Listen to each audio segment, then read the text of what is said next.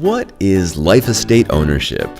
Life estate ownership implies the owner may only use a property during their lifetime. The owner may not give away, sell, destroy, or leave the property to someone else in a will. Owners of life estates are called life tenants. This is Emily.